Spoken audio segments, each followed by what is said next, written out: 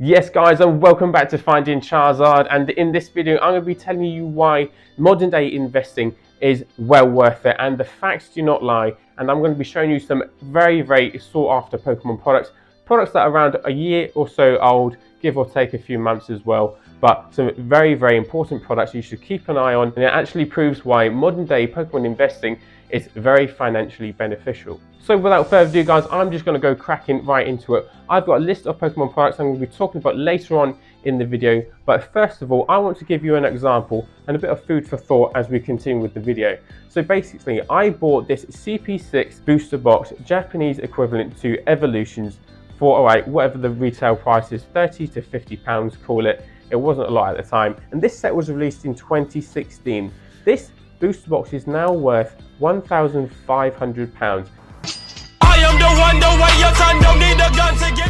That's the cheapest listing for it on eBay at the minute as well. So with that food for thought, just ask yourself the question, if someone said to you, buy this product now at 30 to 50 pounds, and then in 7 years time to now it's going to be worth £1,500, you're not going to say no to that, are you? And obviously people have their opinions. There is a lot of talk about Pokemon, modern day Pokemon investing against vintage investing. There's a lot of types of different collectors within the Pokemon world, and there is a very strong biased opinion with vintage Pokemon collecting and investing. Don't get me wrong, I am not saying at any point that vintage Pokemon investing isn't worthwhile. I have collected vintage products before and have made massive gains. Don't get me wrong, so I'm not against vintage, but people say modern Pokemon investing isn't worthwhile and that it's total trash. Well then, here are the facts. The facts do not lie. I'm going to be telling you the list of 6 decent products that have done very well, considering they're only about a year or so old. Before we go any further into the video though guys, do subscribe to the channel, turn on notifications and like the video. It really helps my algorithm. And not only that though, check out the Finding Charizard Discord. I'm there giving Pokemon advice and tips and giving you some of the latest products and stuff as well. Don't miss out on that. So first up, we are going to be talking about the Celebrations UPC. Now, there wasn't a massive print run of this product as it was. Now, Celebrations is a fantastic set, a great set to invest in general, and obviously this Ultra Premium Collection box was the creme de la creme from the set if you're looking to buy sealed Pokemon products. Now this retailed for £119.99, and now you're going to be looking to pay, the cheapest listing that I found for you guys is for £341. As you can see from this graph, it doesn't lie to you, this is what these boxes are going for now. Now if you're curious to know how much that actually is by gain and profit, well then if you have a couple of these, or if you just have the one and you're looking to make a bit of extra cash, you could actually bag yourself around £221, give or take postage and things like that and negotiation. That isn't that old of a product, and obviously if you were investing in this product at the time and were able to get it at £119.99, then you are quids in. I think it's a solid investment. You know, you've got so many packs to crack into, you've got some really iconic promo cards inside that are the Metal Gold, Pikachu and Charizard Gold cards.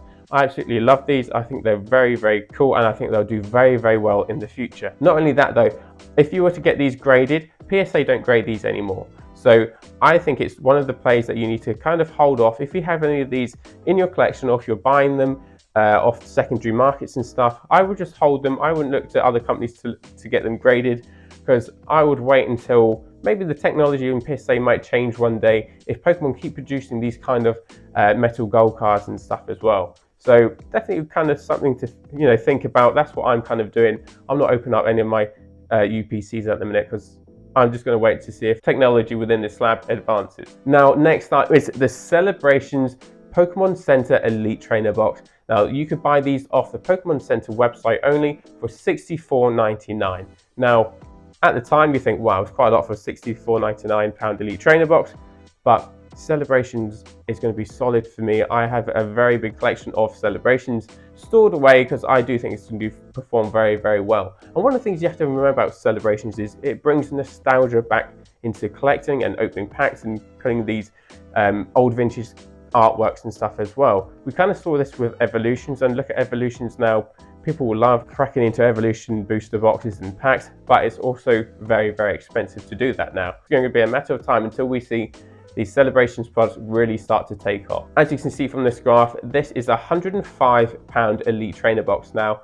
You can see how it's changed throughout the time, how it's increased, and now that is a potential gain of £40 comparing it to what is at retail price. You can't argue at that. I think that's a solid return already. I think that's pretty good going considering it's not been released that long, and of course the same for the Celebrations UPC. Now, one of my most favorite boxes that I have in my collection are the Jolteon, Flareon and Vaporeon Vmax Premium Collection boxes. Now, the retail price for these is $32.99.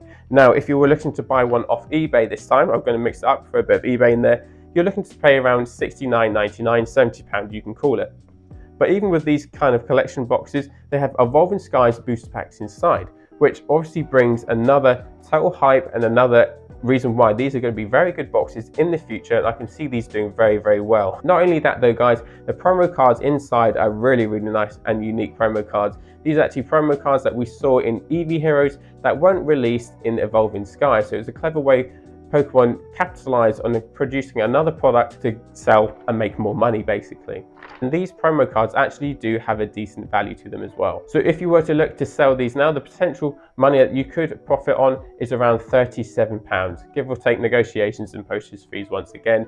But that's not too bad for a product that only costs you $32.99, and you can already make a return on that for 70 quid. Now, of course, we have to chuck in Evolving Skies because that is proof in the pudding already. Evolving Skies, such an amazing set. Moonbryon, Rayquaza, so many Leafeon, Glaceon, you know, the list goes on of how many amazing cards are in this set. Now, if you wanted to pick up the Pokemon Center Elite Trainer box on the website, you could buy that for $49.99, and that was a very good price, I think, for Evolving Skies booster box. I was lucky enough to pack one myself, and yeah, I've got that in my collection, and it's going to be staying sealed for sure. So with that as well, these are reselling on eBay for around £80. That is a profit of £30, and I can only see these, obviously with the hype, these going and increasing in value, especially over a long period of time. Now let's talk about one of my other favorite sets from Sword and Shield, and let's focus on Brilliant Stars. Brilliant Stars was an amazing set. I absolutely love it, and obviously we have so many Charizards within the set to collect as well as there being a trainer gallery set. Now, I bought my Brilliant Stars booster box for £115. Now, if I was to sell that now, I'd be looking to fetch around £179. That is pretty decent for a booster box that isn't that old. And one thing you have to bear in mind, especially with booster boxes, a lot of stockists of Pokemon very rarely make much profit on a booster box. Considering how much they buy the booster box in for and how much they sell it for, sometimes it's around £20, sometimes it's even less, and sometimes it's even broken even to get rid of these booster boxes. Not particularly Brilliant Stars, but in general with other sets. So the fact that you could potentially make £64 if you were holding a case, to think that you could sell a case and make a whopping load on that 6 times over the £64.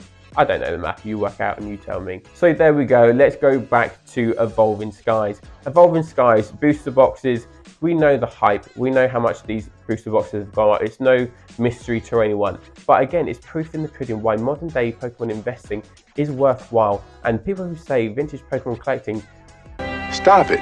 It baffles me, it really does. Because let me show you the figures with this one. So a retail price of Evolving Skies booster box is £143. If you were to go on the Pokemon Center website, that is how much you would be looking to pay. Obviously, these are out of stock at the minute because of high demand. Now, if you were to look to go and pick one of these up on TCG Player, you can see on the graph again, this is going to cost you around 286 beans if you're going to be picking that up. That's a whopping bit of money there to be paying on one individual box with no guarantee that you're going to pull some of the best cards from the set.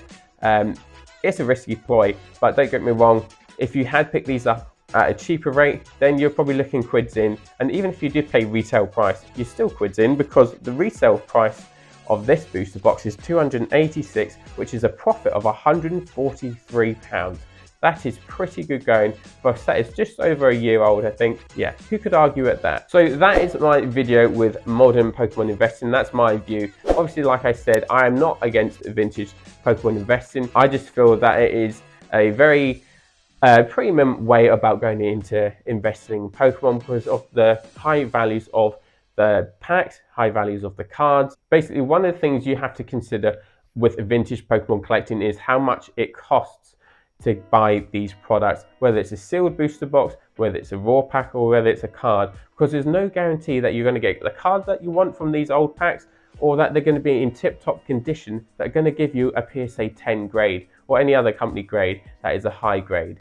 There's no guarantee with that. The amount of cards that I've seen being opened on YouTube, and you look at the condition of the card and it's absolutely terrible. It is a risky play if you're buying packs that are vintage and you're cracking them open in order to get these cards graded, because there's no guarantee, like I said, that you're going to get the high level grade. So I'm a heavy investor of modern Pokemon. Now I have all of these products in my collection, bar the Evolving Skies boost box.